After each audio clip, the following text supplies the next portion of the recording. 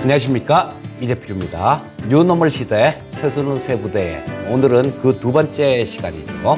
지난 시간에는 과거 사례를 보면서 향후에 시장이 어떻게 움직일 가능성이 높은지 그 부분에 대해서 살펴봤고요. 이번 시간은 준비하는 데는 시간이 굉장히 많이 걸렸습니다. 금리와 주가의 상관관계에 대해서 말씀드릴 텐데요. 물론 여기에 나오는 차트들은 우리나라 코스피 시장의 차트입니다.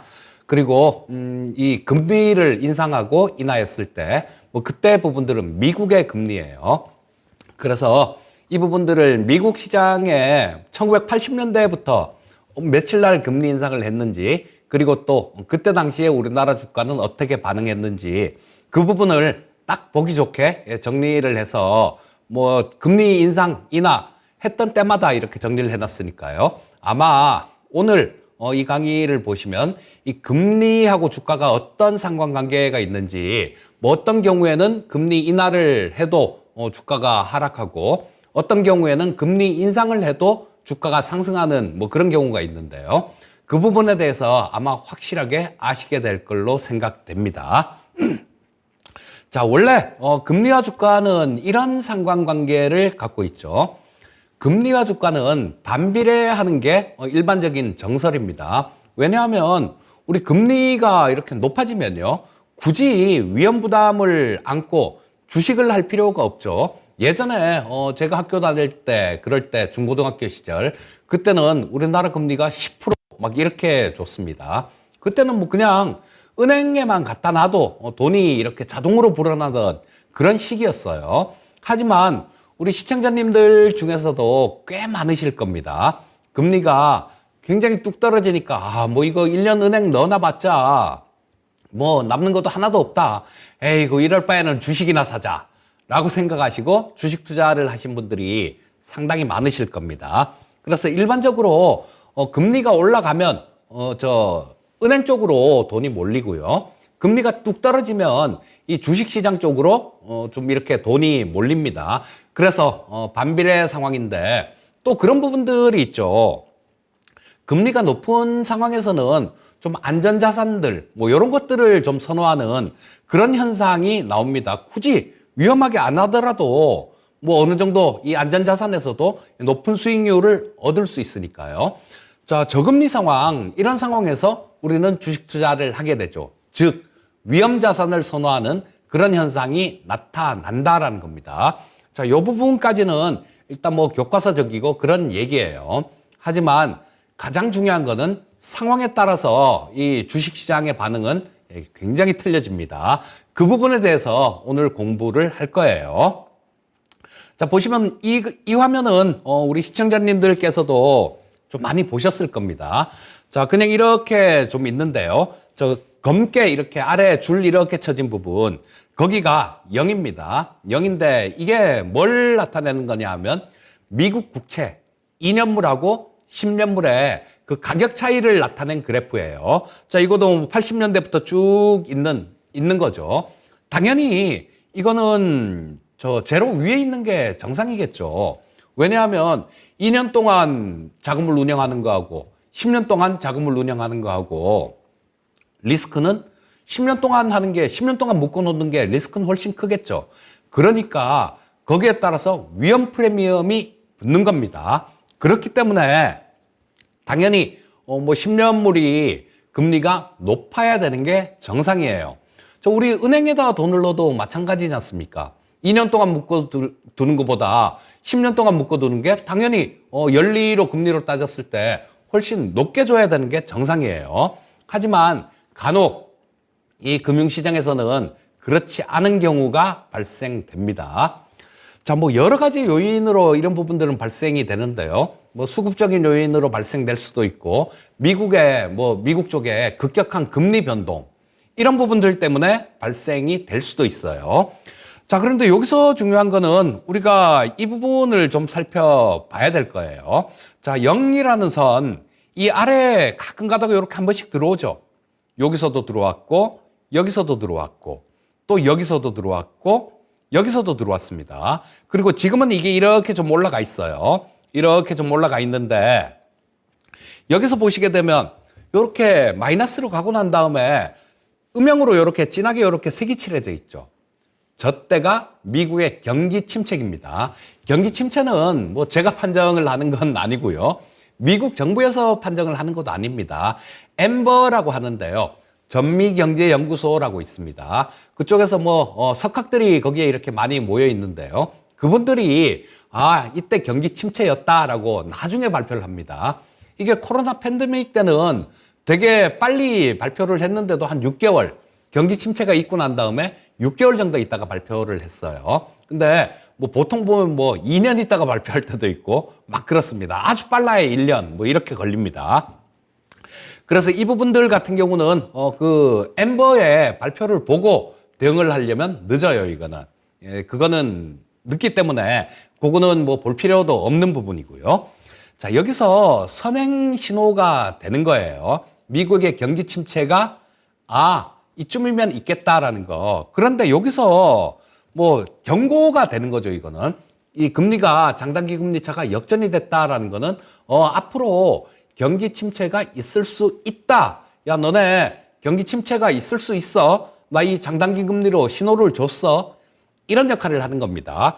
그런데 이거 장단기 금리가 역전되고도 기간도 천차만별이에요. 어떤 때는 빨리 5개월 만에 경기 침체가 찾아오는 경우도 있고요. 1년 만에 찾아오는 경우도 있고, 제일 길었을 때는 22개월, 그러니까 뭐 거의 2년 가까이, 1년 10개월 있다가 경기 침체가 찾아오는 경우도 있었습니다.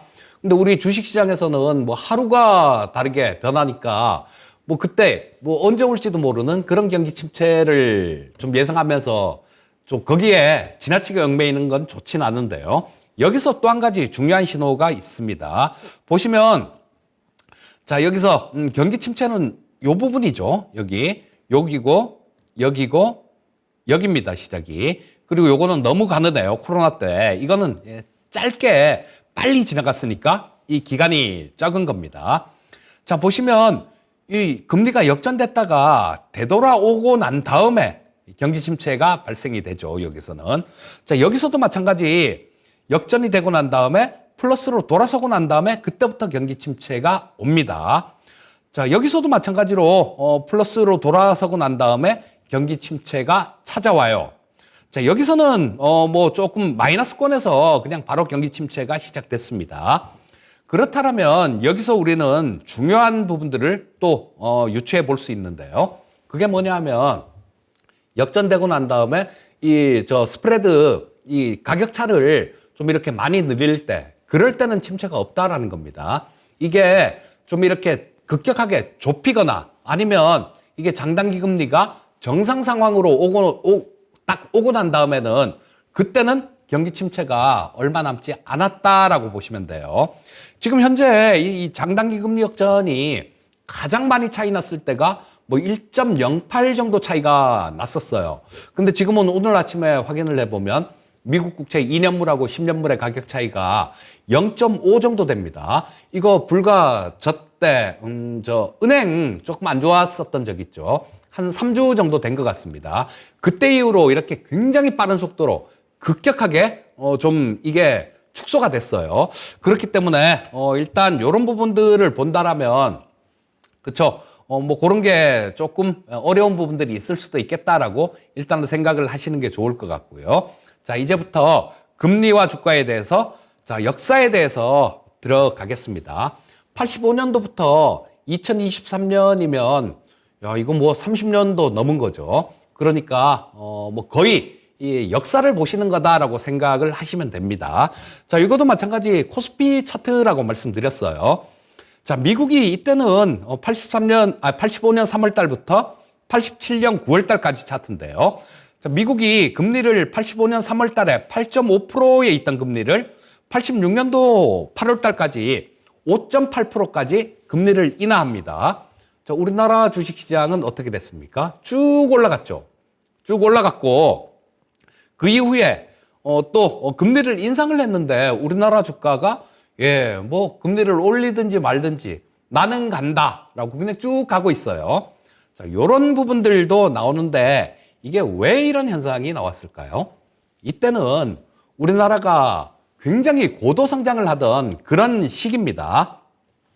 이때 기억을 해보면 뭐 정말로 저 강원도 태백 같은 경우에는 거기 뭐 개도 10,000원짜리 아니면 안 물고 간다. 그때는 10,000원짜리가 제일 고액권이었습니다.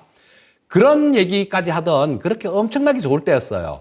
우리나라 뭐 경제 성장률이 중국이 뭐 10%씩 이렇게 성장했지 않습니까? 이때 우리나라가 경제 성장률을 10%씩 이렇게 경제 성장을 했던 거예요.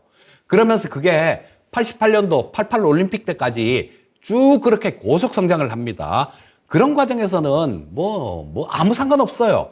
미국이 이때는 뭐 쌍둥이 적자, 그래서 재정 적자, 무역 적자 이러면서 야 미국 좀 곧 망할 것 같다 이런 얘기까지 막 우스갯소리로 했던 그런 시대입니다. 그런데도 우리나라는 아무런 영향을 받지 않았어요. 고속 성장기에는 아무런 상관이 없다라는 얘기입니다. 금리가 올라가든지 내려가든지. 하지만 뭐 이런 시대는 이제 두 번 다시는 오지 않을 뭐 그런 시대다라고 보시면 될 거고요. 다음을 보시게 되면 이때도 88년도 그때까지 우리나라는 고속 성장을 했다라는 말씀을 드렸는데요. 금리를 이렇게 또 인하를 했다가 다시 또 인상하는 미국이 그런 시기가 옵니다. 근데 여기서부터 좀 중요한 신호가 나오기 시작하죠. 자, 이때 만약에 우리나라가 지금만큼 경제 규모가 커지고 세계 각국하고 이런 밀접한 관련이 있었다라면 아마 이때 영향을 받았을 거예요. 하지만 우리나라는 이때 이후에도 뭐 한 10년 정도를 그냥 계획 개방을 잘 안 했었죠. 우리나라가 본격적으로 이렇게 개방을 하게 된 거는 IMF라는 게 그게 도화선이 된 거죠. 그때 IMF에서 돈을 빌려주면서 야 니들 뭐 이거 해 저거 해 이거도 해 안 하면 돈 안 빌려줘 이렇게 되니까 어쩔 수 없이 그렇게 된 겁니다. 그때부터 이 미국 쪽하고 또는 세계 각국하고 상관관계가 훨씬 더 높아진 거예요. 근데 여기서 중요한 신호가 하나 나오는데요. 뭐냐면 자 여기서 금리를 인하를 했죠. 근데 이때도 금리를 인하를 괜히 한 게 아니었어요. 미국에 뭐 들어보신 분들 많으실 겁니다. 블랙 먼데이라는 게 있었어요. 그 블랙 먼데이가 이 결과로 나온 겁니다. 여기서 금리를 막 이렇게 인하를 하다가 그다음에 미국이 금리를 쭉 인상을 했죠. 그런데도 이건 우리나라뿐만 아니라 미국 시장도 마찬가지로 계속해서 올라왔었어요. 자, 그런데 어느 날 갑자기 1987년도 10월 달입니다. 월요일 날 S&P 500이 단 하루 만에 22%가 하락합니다. 이거 있을 수가 없는 일이죠. 자, 지금도 뭐 이 블랙 먼데이에 대해서 해석을 해봐라 그러면 잘 해석을 못 합니다. 잘 해석을 못 하고 이때 도대체 왜 이런 모습이 나오는지 거의 속 시원하게 이렇게 밝혀주는 데가 없습니다. 그냥 하루에 그렇게 쏟아졌다라는 얘기예요. 그런 걸 보고 안 되겠다 싶었죠, 미국이. 그래서 이때 쭉 금리를 인하를 하는데 많이는 안 합니다. 여기서 7.3% 있던 금리를 6.5%로 2088년도 2월 12일까지 6.5%로 인하를 해요. 우리는 꾸준히 계속 가죠. 왜? 경기가 엄청나게 좋았으니까. 엄청나게 고속 성장을 했으니까요. 그러고 난 다음에 미국이 금리 인상을 하는데요. 여기서 중요한 신호가 하나 나오죠. 뭐냐 하면 이때 89년도 1월에 좀 방금 말씀드렸던 미국의 장단기 금리 역전이라는 거, 그 현상이 여기서 나옵니다. 89년 1월에 처음으로 미국의 장단기 금리가 역전됐고 이 부분에 대해서는 이때까지만 하더라도 아무도 뭐 신경도 안 썼던 그런 때예요. 근데 한참 지나고 연구에 연구를 거듭하다 보니까 경기 침체가 있기 전에는 장단기 금리가 역전되는구나라는 거를 어느 한 천재 경제학자분이 발견을 하신 겁니다. 자, 여기서 89년도 1월 달에 장단기 금리가 역전이 되고 그 다음에는 미국 쪽이 상당히 좀 안 좋아져요. 경기가 굉장히 안 좋아집니다. 그리고 이 차트는 우리나라 차트인데 우리나라는 88년도에 성장세가 뚝 끊기죠. 그때 두 자릿수 성장하던 게 6%대로 성장률이 뚝 떨어집니다. 그러면서 이때 차트는 좀 미국 같은 경우도 80년대는 안 나오더라고요. 그래서 찾고 싶었는데 찾지를 못했습니다. 자, 근데 보시게 되면 이때 장단기 금리가 저 1월 달에, 89년 1월 달에 역전이 되죠. 그러고 90년 7월 달, 이때는 뭐 한 1년 8개월 정도, 1년 6개월 정도, 한 그 정도 걸렸네요. 그러면서 90년도에 미국이 경기 침체에 빠져듭니다. 물론 주가 자체는 그전부터 이렇게 하락하는 하락 곡선을 그리고 있죠. 자, 그래서 뭐 이때 금리를 계속 인하를 막 하다가 이때 얼마나 인하를 했냐면요. 미국 금리가 89년도 5월 18일 날 9.81%에 있었습니다. 이때는 그 금리 올린 것들을 보면 0.25씩 올리지 않고, 올리거나 내리지 않고, 뭐 좀 1% 단위도 이렇게 있더라고요. 근데 이 금리를 92년도 9월 5일 날까지 3%까지 내립니다. 9.8%에 있던 금리를 3%까지 내린 거예요. 그러면서 겨우 경기 침체를 잡아내고 경제는 정상화가 돼요. 근데 뭐 이러고 난 다음에 바로 금리를 올린 게 아닙니다. 그 다음 페이지에 보시게 되면 자, 이 기간 동안 보라색으로 이렇게 조금 음영으로 칠해놓은 부분이요. 이 부분이 금리를 동결했던 기간이에요. 자, 이게 언제입니까? 92년 9월 8일 날 3% 금리였었다고 말씀드렸죠. 자, 이거를 94년도 2월 달까지 그냥 묶어둡니다. 자, 그러니까 뭐 한 1년하고도 한 7개월 정도? 그쯤 되겠네요. 1년 7개월 정도를 그냥 금리를 묶어뒀어요. 그러니까 그때는 이제 경기 침체를 완전히 잡았고 침체에서 벗어나면서 경제가 좋아진 거죠. 그러면서 주가는 쭉 올라왔는데 이때 뭐 우리나라 같은 경우도 미국이 안 좋아도 성장을 했지만 이때는 우리나라가 좀 저속으로 이렇게 성장하던 저성장기에 접어들었던 때입니다. 미국 쪽이 금리 인하를 하니까 뭐 우리나라에도 금리 동결을 하고 경기가 좋으니까 우리나라에도 긍정적인 영향을 줬던 거죠. 자, 그러고 난 다음에는 이제 경기가 좀 이렇게 좋아지니까 주가도 오르고 경기도 좋아지니까 또 금리를 인상을 해야죠. 여기서 또 문제가 발생됩니다. 근데 여기서는 그때네요. 94년 2월 5일 날 3.25%에 있던 금리를 95년 2월 2일 날 6%로 인상을 합니다. 자, 이때는 질서 있게 그렇게 인상을 했어요. 자, 94년도에 3.25%에 있던 금리를 3월 달에 3.5%까지 올리고요. 또 4월 19일 날 3.75로 올리고 지금 우리가 얘기하는 베이비 스텝으로 금리를 차근차근 이렇게 올립니다. 그리고 그 다음에도 4.25%. 여기서는 금리를 한꺼번에 좀 많이 올렸습니다. 3.75에 있던 거를 4.25로 올렸으니까 이때 당시에 아마 뭐 물가에 대한 그런 문제가 있었던 걸로 보여요. 그러니까 0.25 올리다가 갑자기 0.5를 이렇게 확 올렸을 겁니다. 그리고 또 여기서 빅스텝을 또 한 번 더 밟습니다. 자, 5월 달에 0.5를 올리고 8월 달에 8월 17일이네요. 이때 4.75로 0.5%를 또 올려요. 자, 그래서 그러다가 이 3.3%에 있던 금리를 95년도 2월 2일 날 6%까지 올립니다. 금리를 더블로 올렸다는 얘기죠. 여기서 미국은 문제가 발생이 안 됐습니다. 하지만 이 부분이 굉장히 우리한테는 굉장한 아픔으로 남아있는 IMF까지 이어집니다. 95년도에 95년도 2월 2일까지 미국이 금리를 올렸는데요. 95년도에 접어드니까 동남아시아들, 태국을 비롯한 이쪽에서 국가부도 사태, 디폴트 사태가 발생이 된 겁니다. 그리고 우리나라도 이 동남아 쪽 때문에 피해를 굉장히 많이 받았어요. 그때 당시에 이 종금사들 그쪽에서 자금을, 단기로 자금을 이렇게 빌려서 장기로 동남아 쪽에다 빌려줬습니다. 지금 SVB가 딱 그런 형태 때문에, 지금 다른 데 인수가 돼버렸죠.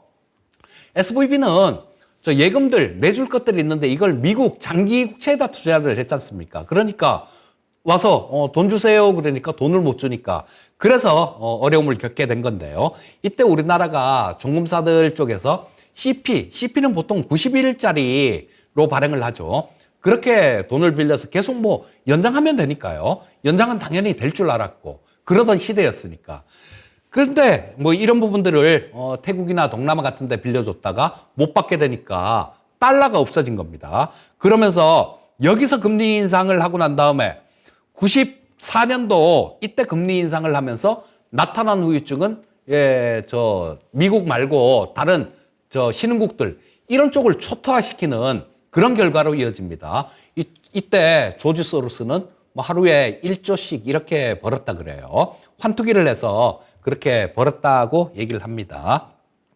자, 여기서 급격한 금리 인상은 부작용을 낳는다라는 거, 그런 부분들을 알 수 있겠죠. 자, 그리고 또 금리를 이렇게 많이 올리고 난 다음에 좀 뭐 터지고 막 그러니까 이제는 또 금리를 동결을 해야 되겠죠. 자, 그리고 금리를 인하를 하면서 동결을 하는 그런 구간입니다. 자, 뭐 태국 터지고 막 그러고 뭐 이게 돌고 돌아서 대한민국까지 오니까 그때는 여기 보시게 되면 자, 금리를 인하를 했다가 동결기를 잠깐 가져요. 여기 보시면 이때 95년도 7월 달이죠. 그때부터 시작해서 저 12월 달까지 잠깐 동결을 했다가요. 그 다음에 저 인하를 했다가 그 다음에 또 동결을 하는데 중간에 한 번 이렇게 금리를 올리기도 했습니다. 금리를 올리기도 했는데 뭐 요거는 중간에 잠깐 한 번 0.25 움직인 거니까 큰 의미는 없어요. 대체적으로 이때가 좀 금리를 동결하면서 인하를 하면서 동결했던 그런 시기다라고 보시면 됩니다. 자, 여기서 또 금리를 계속해서 여기 보시면 5.25%에 있던 금리예요. 자, 요거를 너무 미국이 자기들 나라 일 아니니까 뭐 대한민국 일이니까 동남아 일이니까 뭐 그렇게 급격하게 많이 내리진 않습니다. 95년도 2월 2일 날 6%에 있던 금리를 자, 우리나라 외환위기 겪고 막 그러면서 4.75% 정도까지 뭐 그러면 1.25%밖에 안 되잖아요.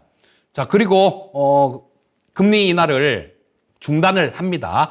중단을 하는데 여기서 금리를 인하를 중단한 이유는 그런 거예요. 닷컴 버블이라고 아실 겁니다. 주식 투자 오래 하신 분들 같은 경우는 아실 텐데 그때 어땠습니까? 코스닥 지수가 지금 기준으로 따지면 2,700포인트까지 갔어요. 이 코스닥 지수 지금 900포인트 이렇게 된다고 하더라도 이거 중간에 공을 한 개 더 붙인 거예요. 그냥 공을 한 개 더 붙인 겁니다. 그때 기준으로 따지면 그때가 코스닥이 270포인트였고 지금은 90포인트 정도 되는 그 정도 수준인 거예요. 자, 그러고 난 다음에 버블이 생기기 시작하죠. 무슨 컴자, 넷자 이런 글자만 붙으면 미국도 마찬가지였습니다. 닷컴 버블이 가장 먼저 시작된 게 미국에서 먼저 시작됐어요. 자, 그렇게 되니까 그 부분을 버블로 이어지니까 이 부분을 잡아야죠. 그래서 미국은 또 금리 인상에 나서게 됩니다. 보시게 되면 여기 좀 보라색 계열로 이렇게 칠해 놓은 게 이게 금리가 동결됐던 구간이고요. 좀 붉은색 계열로 이렇게 칠해져 있는 부분, 이런 부분들이 금리가 인상됐을 때입니다. 그리고 저 푸른색 계열로 칠해져 있는 게 금리가 인하됐을 때 그런 기간이에요. 자, 여기서 미국은 우리나라 주가는 이때 엄청나게 좋았는데 이거는 IMF가 극복되면서 이런 움직임이 나온 거죠. 자, 이때 코스피가 270포인트까지 빠졌을 겁니다. 그 주가가 1000을 넘겼으니까, 그리고 코스닥은 그거보다 훨씬 더 심하게 올라갔으니까요. 자, 그 와중에 미국 나스닥 시장도 엄청나게 올라왔습니다. 자, 이거를 잡으려니까 미국은 또 금리 인상 카드를 꺼낸 거예요. 자, 보시면 여기에 있었죠. 자, 98년 11월 16일 날 보시게 되면 4.75%에 있던 금리를 이때 99년 7월 달부터 금리 인상을 단행을 했습니다. 이때 5%로 0.25%를 올렸고요.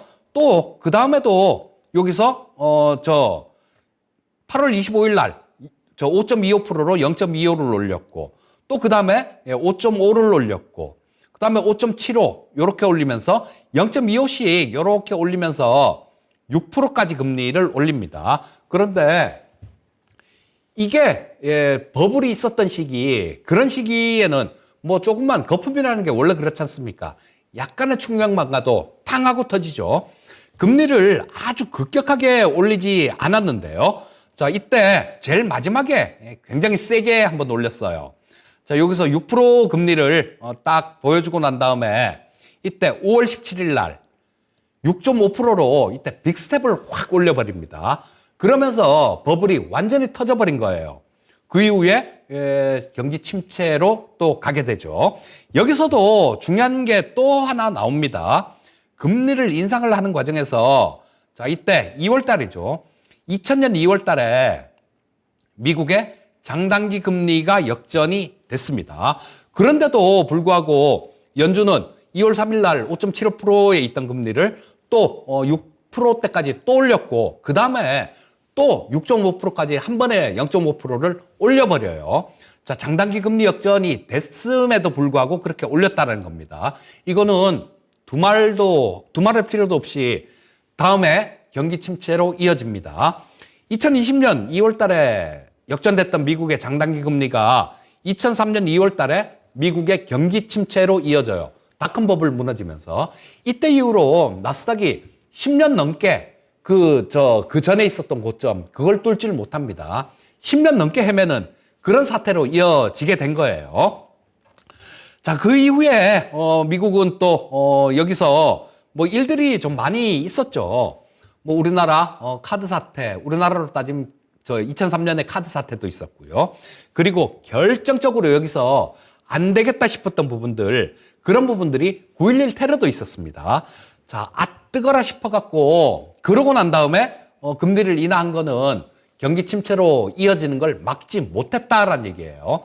선제적으로 이렇게 좀 인하하고 인상하고 이렇게 선제적으로 대응했을 때는 막아낼 수 있었는데요. 급격하게 이렇게 좀 올렸을 경우 이 기간도 뭐 그렇게 길지가 않죠. 기간은 그렇게 길지가 않습니다. 그래서 이런 부분들은 경기 침체로 이어지는데 이때 그랬었어요. 자, 보면 재밌는 부분들이 나옵니다. 여기 6.5%였었죠. 근데 이거를 금리 인하를 처음 할 때요. 6%로 그냥 확 내려버립니다. 자, 그냥 보고 있다가 6.5% 금리에서 보고 있다가 안 되겠네. 야, 이거 이상하다. 금리를 좀 내리자. 그래서 1월 4일 날 6%로 금리를 인하를 합니다. 인하를 하는데 이거 갖고 안 되는 거죠. 그 전에 또 보시게 되면 여기서 1월 4일 날 인하를 하고 2월 1일 날 인하를 또 합니다. 자, 여기서 보면 금리를 굉장히 급격하게 연준이 내렸다라는 거예요. 왜? 연준이 이렇게 금리를 급격하게 내린다라는 거는 어떤 일이 이렇게 터지는 거, 사전 징후를 감지했다라는 얘기입니다. 자, 그러고 난 다음에는 주가 자체가 그렇게 힘을 쓰지를 못했어요. 왔다 갔다 하다가 우리나라 시장도 마찬가지였고, 이때는 IMF 지나고 난 다음에는 우리나라 시장이 미국 시장에 굉장히 많이 동조화가 됩니다. 뭐 미국이 기침을 하면 우리나라는 독감에 걸리고 그런 정도로. 자, 그래서 등락을 하는 걸 보게 되면 미국보다 우리나라 주가를 보는 게 더 맞을지도 모르겠어요.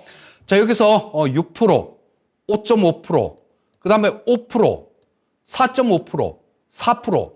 야, 무슨 금리를 뭐 지금 한 번 내릴 때 0.5씩 이 빅스텝으로 금리를 계속 이렇게 내립니다. 계속 내리는데도 이거를 침체를 여기서 터지고 난 다음에 그 전에도 금리 인하를 했는데 막지를 못했고요. 경기 침체가 터지고 난 다음에도 계속 이렇게 했는데도 안 잡히는 거예요. 한동안 경기가 안 좋아지는 겁니다. 그래서 이게 9.11 테러까지도 그 중간에 있었고요. 자, 그러면서 겨우 금리를 이렇게 좀 조금 안정되는 그런 모습이 나왔는데 그때도 우리나라가 이 미니 랠리는 있었어요. 이때 당시에 그랬던 기억이 납니다. 증권회사 다닐 때인데 그때 당시 지점장님이 미국이 금리 인하를 막 계속 이렇게 갑자기 충격적으로 금리 인하를 하니까 야, 이제 주식 사야 되겠다. 그런 얘기를 하시더라고요. 자, 이때 우리나라 장도 굉장히 잘 반응을 했어요. 이때가 500포인트 초반에 있다가 1000포인트 근처에 갔었습니다. 그러니까 엄청나게 좋은 그런 움직임을 보였는데요. 자, 이게 보시게 되면 6.5%에 있던 금리를 3%까지 내립니다. 그래서 겨우 잡은 거예요. 그런데도 좀 이 시장은 안심하지 못하고 계속 야, 이거 뭔 일이 있는 거 아니야? 뭐 테러도 났는데? 이러면서 안심을 못했던 겁니다. 그 뒤로도 한참 고생을 했어요. 자, 그러다가 이제 금리를 확 내렸으니까 또 이제는 또 동결을 해야 되겠죠. 또 동결하는 차례가 옵니다. 자, 2003년 3월 6일 날, 3월 달에요. 그런 부분들이 터졌어요. 뭐 어떤 거냐 하면 이때 2003년도 초에 미국하고 이라크가 전쟁이 터집니다. 미국이 이라크를 공격을 한 거죠. 뭐 그 이유는 그런 겁니다. 뭐 달러 패권에 대한 도전이죠. 표면적으로는 대량 살상 무기 있다. 그러고 쳐들어갔는데 뭐 이런 부분들은 다음 시간에 조금 자세하게 짚어볼 겁니다. 다음 시간에 국제정세를 다룰 텐데 뭐 그때 자세하게 짚어볼 거예요. 자, 그래서 금리를 이렇게 내리고 난 다음에는 경기가 굉장히 활성화가 되죠. 여러분들 근데 아까 봤을 때 그 페이지에서도 마찬가지고요. 지금 페이지에서도 마찬가지입니다. 금리를 인하한다고 바로 경기가 좋아지나요? 그렇지가 않습니다. 그렇지가 않아요. 금리를 인하를 하고 일이 터지고 위험 신호를 감지하고 금리를 인하했을 때는 이건 오히려 악재인 경우가 훨씬 더 많습니다. 자, 다음 장 한번 보겠습니다. 자, 다음 장을 보게 되면 여기서 자, 금리를 또 동결을 여기서 이만큼 여기가 1%까지 좀 내렸었네요. 2003년 이때 뭐 9.11 테러 나면서 뭐 그다음에 막 이렇게 내리면서 그렇게 됐습니다. 자, 근데 이 금리를 한참을 이렇게 동결시켜 놓는데요. 이때는 주가가 반응을 하죠. 뭐 1% 금리면 거의 제로 금리지 않습니까? 그런 부분들 반영하면서 금융시장은 급격하게 안정이 됩니다. 자, 그리고 이 금리를 이때까지 그냥 묶어두죠. 여기 보시게 되면 자, 94년도 7월 달까지 그냥 그 금리를 그냥 1% 상태에서 묶어둡니다. 그러고 난 다음에 또 금리 인상을 하게 되는데요. 이때도 마찬가지 연준이 금리 인상을 하고 이때는 굉장히 질서 있게 뭐 정말로 잘했다 싶을 정도로 그렇게 금리 인상을 했는데요. 이때가 그린스펀 의장 때죠. 앨런 그린스펀 의장 때인데 여기 4월 7일 날 2004년 7월 1일 날 1.25%에 있던 금리를 베이비 스텝으로 계속 꾸준히 올립니다. 이때는 뭔 일이 터지고가 아니라 일 터지고 난 다음에 금리 인하를 한 게 아니라요. 이렇게 뭐 경기가 이런 식으로 가면 인플레이션이 나중에 인플레이션의 망령이 살아날 수 있어. 이러면서 차곡차곡 금리 인하를 했던 겁니다. 또 이때는 시기적으로 또 굉장히 좋았던 그런 때죠. 중국이 뭐 세계 공장 역할을 자처하면서 굉장히 물건을 싸게 만들었어요. 싸게 만들면서 인플레이션에 대한 그런 부분들을 좀 이렇게 누르는 그런 역할을 했던 부분입니다. 자, 그렇게 되니까 이 금리를 인상을 하더라도 주가는 어떻게 됩니까? 아까 우리 흔히 생각하기에 금리를 인상을 하면 주가 흐름이 안 좋다. 이렇게 인식을 하잖아요. 자, 이때 보시게 되면 이때부터 금리 인상을 했는데요. 자, 이때 우리나라 주가 지수가 2000포인트를 돌파를 합니다. 미국 시장도 굉장히 좋았었어요. 자, 이거는 정말로 그린스펀 의장이 정말로 현명한 그런 정책을 폈다라고 볼 수밖에 없는 겁니다. 자, 그런데 이 베이비 스텝으로 계속 1.25에서 1.5, 1.75, 2%, 2.25%, 그다음 2.5, 2.75, 3% 계속 베이비 스텝으로 단 한 번도 이때는 빅 스텝이라는 거 이런 게 없었습니다. 자, 안정된 상태에서 계속 금리를 이렇게 올린 거예요.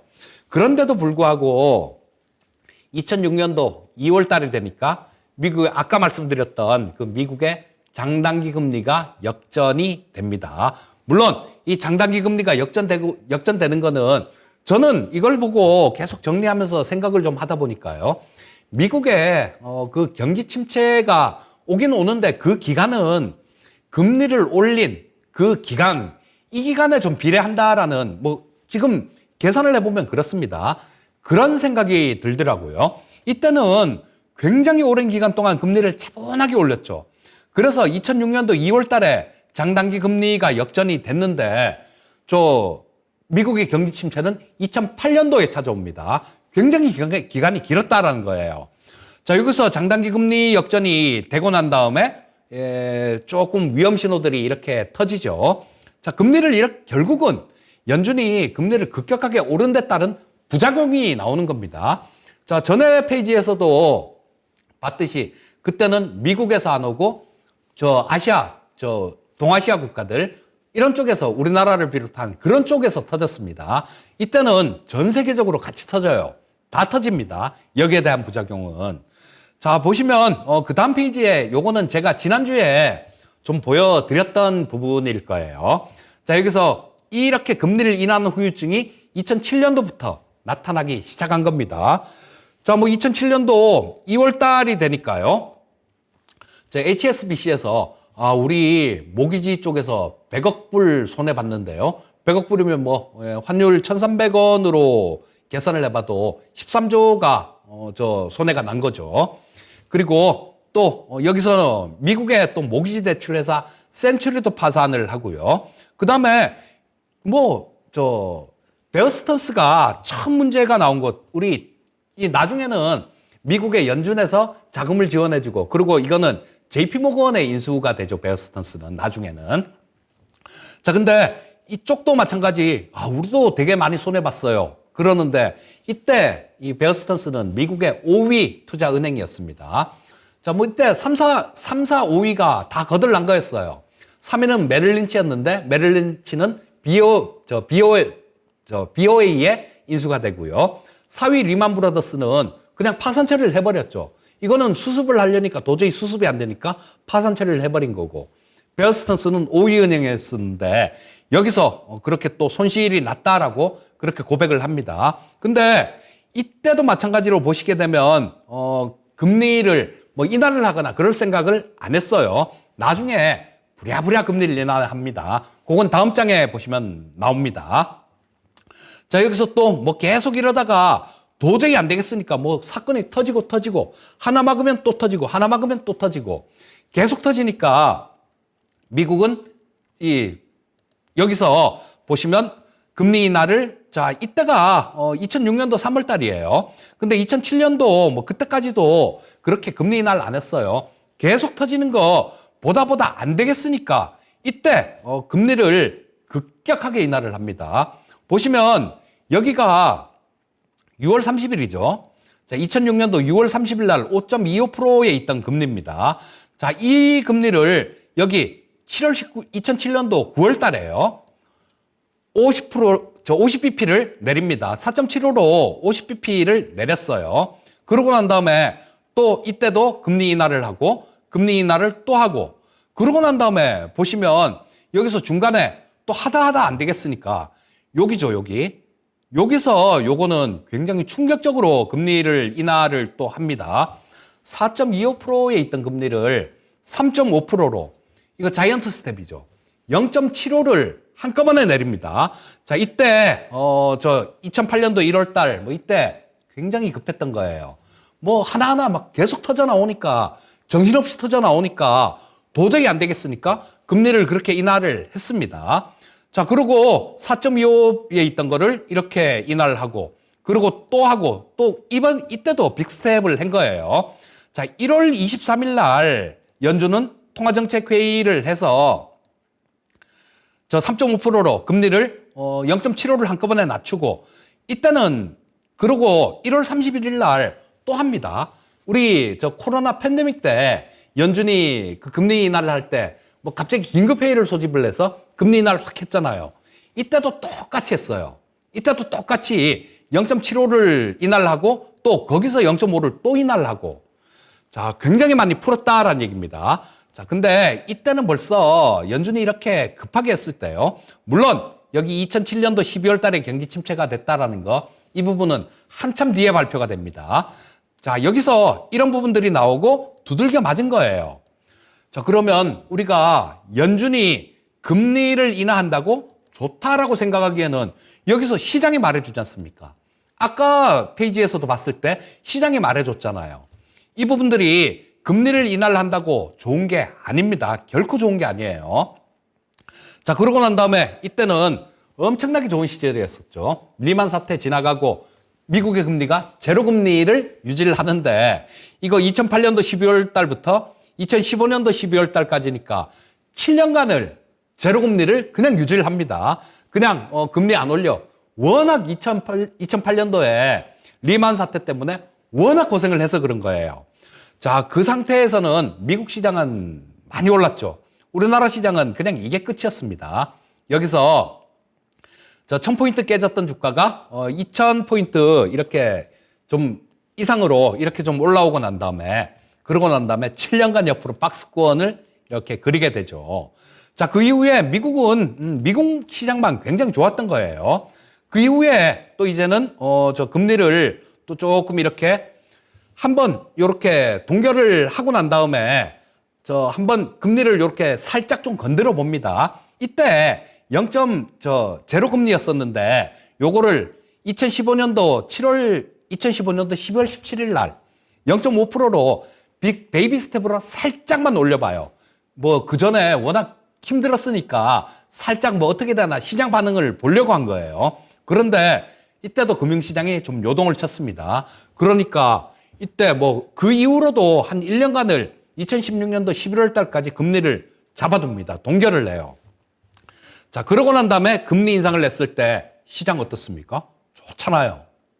좋습니다. 자, 이거는 이 금리를 인상을 하고 인하를 하고 그것 때문에 시장은 움직이는 게 아니다라는 거예요.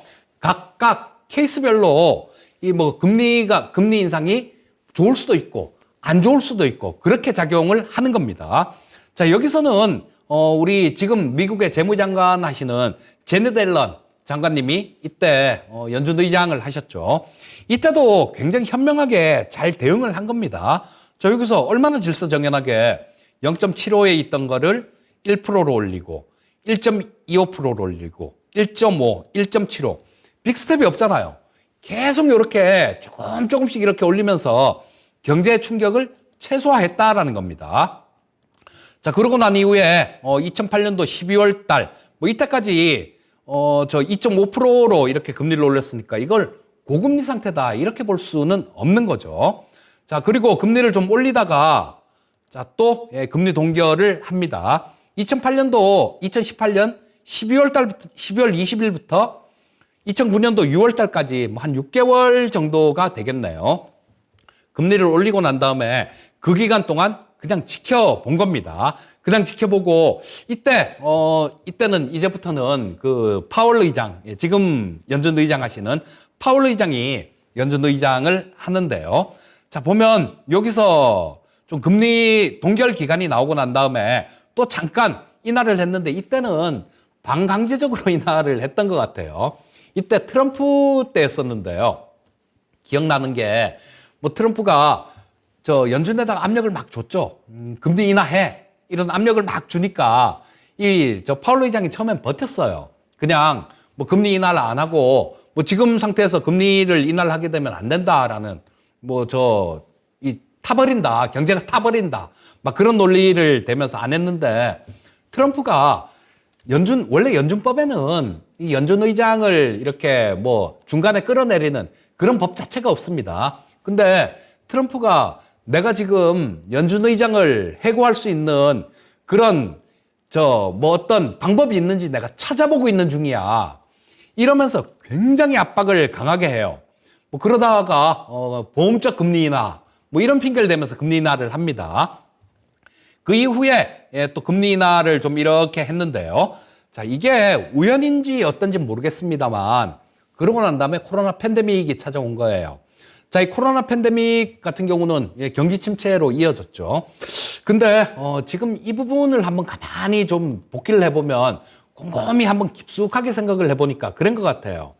자, 이게 뭐 만약에 이 코로나 팬데믹이 없었다라면 우리 시장이 좀 평온할 수 있었을까라는 그런 생각을 합니다.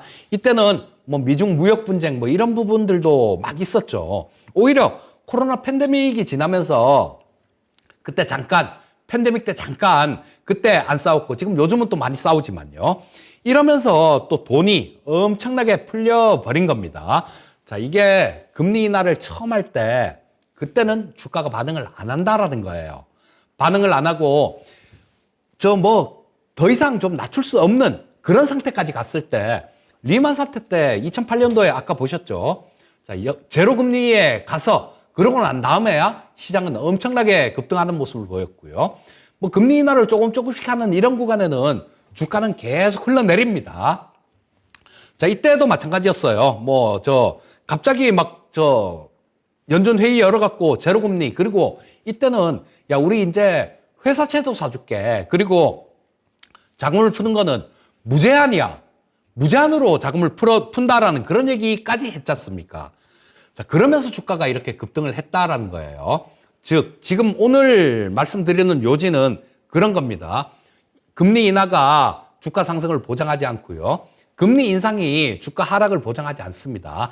그때그때 상황별로 틀리다라는 거예요. 오히려 보면 금리 인하는 이 주가가 하락하는 그 신호탄이 될 수 있습니다. 특히 이번 같은 경우는 더하다라는 생각이에요. 자, 이게 칸이 없어서 제가 요 두 개만 칠해놨는데요. 2022년도 3월 17일 날, 자, 금리를 0.25를 올려서 그 전에 뭐 1월 달까지는 0.25였습니다. 작년 3월 17일 날 처음에 베이비 스텝으로 올리죠. 그러고 난 다음에 빅 스텝으로 가죠. 0.5로 가고 그 이후에 0.75를 4번이나 연속 인상을 합니다. 그리고 1년 만에 3월 23일 날 5%까지 금리를 올려요. 이 부분들이 지금 이제 부작용들이 하나 둘씩 나타나죠. 원래 금리 효과는 뭐 짧게는 6개월, 길게는 18개월 정도 뒤에 효과가 나옵니다. 지금 어제 미국의 고용보고서, 졸투 고용보고서, 구인이직 보고서죠. 그게 채용 건수가 처음으로 1,000만 건 밑으로 이렇게 떨어진 그런 부분이 나왔는데 이 시장이 조금 그 부분에 대해서 전에 같았으면 야, 연준 금리 못 올리겠다라고 긍정적으로 이렇게 해석을 했을 겁니다. 하지만 지금은 어제는 그렇지가 않았어요. 시장은 경기에 대해서도 조금씩 이제는 걱정을 하고 있는 듯한 그런 모습입니다. 자, 정리를 하면 이런 거예요. 과도한 금리 인상 후에 금리를 인하하는 경우는 이거는 하락 신호입니다. 그리고 또 과도한 인하 후에 금리를 동결하는 거예요. 이거는 급등 신호입니다. 왜냐하면 과도하게 금리 인하를 했다는 건 그만큼 경제가 어려웠다는 얘기고 그렇게 금리 인하 후에 동결했다는 건 더 낮출 수 없는 그 정도 수준까지 낮췄다라는 얘기예요. 그러니까 시중 유동성이 계속 남아있다는 얘기입니다. 그게 주가를 끌어올리는 거예요. 그리고 선제적 대응에 의한 이 금리 인상은 상승 추세가 계속 유지되는 걸 확인할 수 있었을 겁니다. 그리고 위험 발생 후에 초기 금리 인하는 이거는 하락 추세가 시작되는, 하락 추세가 유지되는, 그 전부터 주가는 빠지고 있는 거죠. 빠지는 그 하락 추세가 유지된다라는 거, 이 부분으로 인지하시면 될 것 같고요. 뭐 요거는 조금 애워두셔도 좋을 것 같습니다. 이해가 되시면 그냥 이해를 하시면 가장 좋을 것 같고요. 자, 현재 시장은 뭐 이런 얘기들 하죠. 뭐 파월은 금리 인하가 기본 시나리오가 아니다. 시장은 어제까지입니다. 요거는 5월에는 금리 인상, 6월엔 동결, 7월에는 인하 요렇게 예상했었어요. 근데 이 시장의 예상치는 굉장히 위험한 시나리오다라는 생각입니다. 왜냐하면 지금 우리가 이렇게 과거 금리 역사 이런 거 쭉 살펴본 게 그런 부분이었잖아요. 어떤 상황에서 금리 인하를 했을 때는 오히려 악재더라. 이렇게 해석할 수 있는 부분들. 자, 시장이 이렇게 금리 인하를 예상을 한다라는 거, 이 부분은 뭔가가 터진다라는 거예요. 지금보다 더 큰 뭔가가 터지고 또는 경기 침체가 급격하게 온다거나 아니면 그런 징후가 강하게 보인다든가. 그러니까 이 시장의 시나리오는 굉장히 위험한 시나리오를 보고 있는 겁니다. 그리고 자, 이번에 금리 인하는 불행히도 호재로 작용하지 않을 가능성이 높습니다. 오히려 악재로 작용할 가능성이 더 많다라는 생각이에요. 자, 이 패드워치의 금리 관련되는 부분들인데요. 요거 어제 겁니다. 자, 근데 지금은 4.75에서 5% 요게 가장 많은 그런 베팅을 받고 있는 그런 부분이에요. 어제 고용보고서가 조금 안 좋게 나오면서 이게 내려간 겁니다. 그래서 시장은 그렇게 보고 있는 겁니다. 5월 동결, 6월 동결, 7월 인하 이렇게 보는데요.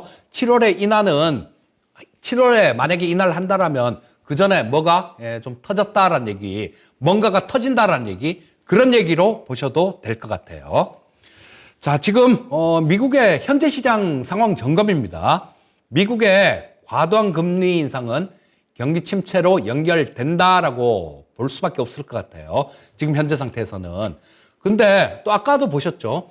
미국이 아니라면 신흥국에서도 위기가 발생될 가능성이 많습니다. 그 신흥국이 어떤 국가가 될지는 모르겠는데요.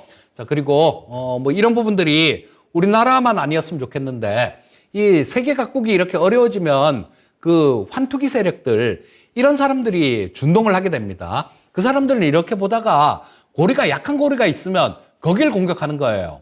95년도에는 태국 같은 동아시아였었고 98년도에는 불행하게도 우리나라가 희생양이 됐던 거죠. 자, 그래서 일단 그런 부분들도 신흥국 쪽에서 위기가 발생할 가능성들 이런 부분들도 봐야 되고요. 조기 금리 인하는 여러분들 아까 말씀드렸듯이 하락의 신호탄이다 이렇게 볼 수 있습니다. 그래서 금리를 인하하는 그런 상황이 나오면요. 뭐가 이렇게 조금 좀 불안한 그런 과정이기 때문에 가치주 위주의 포트, 그러니까 빚이 많은 기업들은 절대 하지 마시고요. 또 뭐 부채 비율이 높은 기업들 이런 기업들도 위험하죠. 그리고 뭐 지금 같은 경우는 ETF라는 걸 활용할 수 있습니다. 예전에는 조금 ETF라는 게 없었을 때는 선물 옵션으로 이렇게 할 수밖에 없었는데 이 ETF도 잘 활용을 하신다라면 이번에 조금 뭐 안 좋은 그런 일이 있다고 하더라도 여러분들 계좌는 방어가 될 거예요. 그리고 투자는 이렇게 기본에 충실한 그런 투자를 하시면 된다라는 생각입니다. 지금 이렇게 좀 적어놨는데요. 저 부분 우리 시청자님들도 다 알고 계신 부분이잖아요. 그냥 기본에 충실하게 한다라면 저런 부분 뭐 이상한 종목들 이런 것들 안 쫓아가고 뭐 재무제표 이렇게 보시고 현금이나 현금성 자산이 많은 기업들 뭐 이런 기업들은 불황이 와도 뭐 그렇게 어렵지가 않잖아요. 또 부채 비율이 높지 않은 기업들 불황이 온다라면 부채 비율이 높은 기업들은 은행에서 대출 연장을 안 해주죠. 그러니까 도산하는 기업들도 굉장히 많이 발생되게 됩니다. 그러니까 부채 비율 같은 것도 꼭 좀 따져보시고요. 불황에도 소비를 줄일 수 없는 그런 산업들이 있죠. 뭐냐 하면 음식료 업종들. 우리가 먹는 것들 뭐 조금 싼 거를 먹을 수는 있겠지만 안 먹고 살 수는 없지 않습니까? 그러니까 음식료 업종들 뭐 이런 것들이 좀 방어주 역할을 할 수 있을 거고요. 그다음에 통신주도 마찬가지 방어주 역할을 할 수 있을 겁니다. 휴대폰 요금 내야 되잖아요, 우리. 뭐 그리고 아무리 어려도 휴대폰 요금 정도 뭐 그 정도는 낼 수 있을 테니까 뭐 그런 부분들. 그리고 만약에 이렇게 불황이 온다라면요. 저 아까 뭐 불황이 올 가능성에 대해서는 금리 얘기하면서도 충분히 말씀드렸고 지금 충분히 말씀을 드렸습니다. 한국전력 같은 기업들이 조금 나아지지 않을까 싶어요. 왜냐하면 전기는 지금 한전이 전기를 사용을 너무 많이 해서 이게 우리가 저 적자가 뭐 작년에 30조 원 넘게 났죠. 그렇게 적자가 나는 거 아닙니까? 그러니까 이런 부분들이 전기 사용은 좀 덜하고 그리고 원가는 내려가겠죠. 불황이 오게 되면 저 유가가 뚝 떨어질 테니까요. 원가는 내려가니까 아마 불황이 좀 오게 된다라면 한국전력 같은 뭐 그런 회사가 좀 좋아지지 않을까 싶은 생각이 듭니다. 자, 오늘은 요 정도까지고요. 다음에는 이 부분에 대해서 다음 주에는 말씀드리겠습니다. 국제정세의 변화에 대해서 말씀드릴 텐데 지금 뭐 굉장히 평온한 그런 시대였었죠. 조금 이 부분이 바뀔 것 같으니까요. 다음 주 1시간 또 기대해 주시고요. 오늘은 여기까지 하도록 하겠습니다. 감사합니다.